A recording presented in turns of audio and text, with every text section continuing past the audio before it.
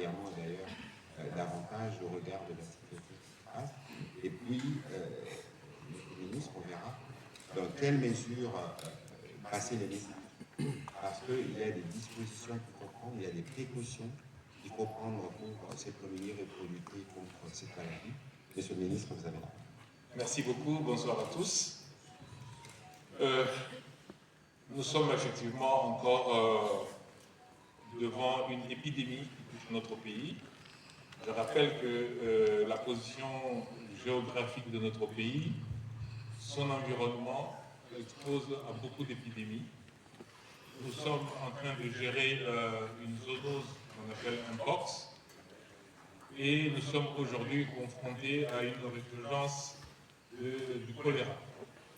Alors d'abord, un petit mot sur le choléra pour rappeler que c'est une maladie qui est causée par une bactérie qui entraîne deux signes essentiellement. Ces deux symptômes, c'est vraiment peut-être le message le plus important que les gens doivent retenir, c'est la diarrhée et les vomissements. C'est une diarrhée très profuse et des vomissements très profus aussi, qui peuvent entraîner malheureusement le décès très rapidement parce qu'on se vide littéralement. Alors cette maladie est arrivée dans notre pays en 1973 et depuis elle n'est jamais partie. Elle n'est jamais partie, elle est restée surtout à l'est du pays, dans 5 provinces, le nord, le sud Kivu, le Tanganyika, le Haut-Katanga, le Lualaba, et ce n'est jamais parti.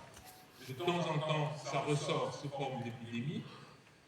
Souvent, c'est sous forme endémique, c'est-à-dire qu'il y a un certain nombre de cas qui sont toujours permanents, mais qui sont rapidement localisés. Il arrive cependant que parfois ça donne de grosses épidémies. En 2003, nous sommes arrivés à plus de 50 000 cas de choléra dans notre pays. L'OMS et nous-mêmes, nous surveillons cette maladie et nous surveillons surtout le nombre de cas par semaine. De manière générale, quand la maladie est sous forme endémique, on est autour de 1000 cas par semaine. C'est vraiment ce qui est vu de manière générale. Et souvent, et c'est peut-être aussi un élément important, le taux de mortalité est autour de 1% dans la plupart des cas. Il arrive que un certain nombre d'éléments font que la maladie prenne de l'ampleur. Et cette année, il s'est passé quelque chose, c'est qu'on a d'abord eu des déplacements des populations. Donc, je viens de dire que c'est une maladie qui est surtout à l'est du pays.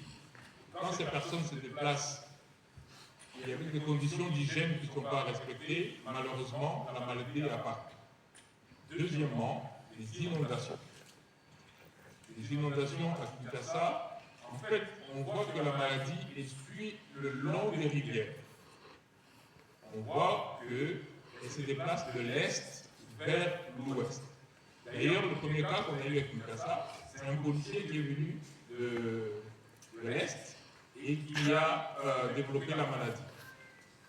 Mais comme c'est une maladie, comme on dit, de main sale, parce que c'est vraiment les eaux sales, contaminées, une nourriture non préparée correctement, non lavée correctement, et surtout la promiscuité de la saleté, c'est là que la bactérie se développe très rapidement.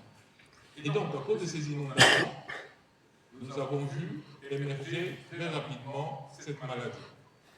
Alors maintenant, en termes d'évolution générale, si le malade est pris en charge très tôt, si on lui redonne de l'eau, des liquides, parce que c'est vite, il faut réhydrater, eh bien, souvent, on sauve le malade.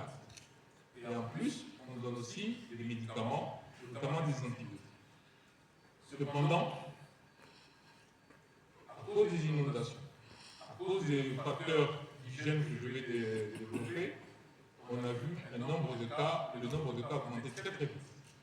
Au jour d'aujourd'hui, nous sommes arrivés, pour cette semaine, qu'on appelle la semaine 27, nous sommes arrivés à 2085 cas. Je vous ai dit que quand elle est sous forme endémique, on est pour 2000 cas. Donc, 10 semaines 27, c'est à partir de quand? Ah, ok. Nous comptons l'année à partir de la première semaine de l'année. Quand on dit semaine 27, c'est-à-dire que depuis le début de l'année, nous avons déjà 27 semaines. Et si on regarde par exemple à Kinshasa, la maladie est arrivée à la 16e semaine. Donc à la semaine 27, donc, depuis le début de l'année jusqu'à aujourd'hui, nous sommes autour maintenant d'à peu près 35 000 cas. Ce qui fait que nous sommes dans une période où vraiment la maladie est encore en train d'augmenter de manière très importante. Et en termes de taux de létalité, c'est-à-dire en termes de taux de mortalité, on est autour de 3% au niveau du pays. Mais à Kinshasa, quand c'est arrivé très rapidement, on a atteint même 9% de létalité. Vous avez peut-être entendu un cas très tragique à l'orphelinat de Mamakoko, où les enfants ont été contaminés. Il y a eu un délai dans la réaction des gens, et malheureusement, il y a eu 13 enfants qui sont morts. C'est pour vous montrer à quel niveau de gravité cette maladie peut amener. Et peut-être au-delà des chiffres, les éléments importants à retenir, c'est quand la maladie est déclarée, c'est-à-dire quand vous avez des symptômes, vous avez des signes. Ici, j'ai dit qu'il y en a deux, la diarrhée et le vomissement. Allez rapidement au premier centre de santé le plus proche. Je dis que vous pouvez rencontrer quelqu'un qui est malade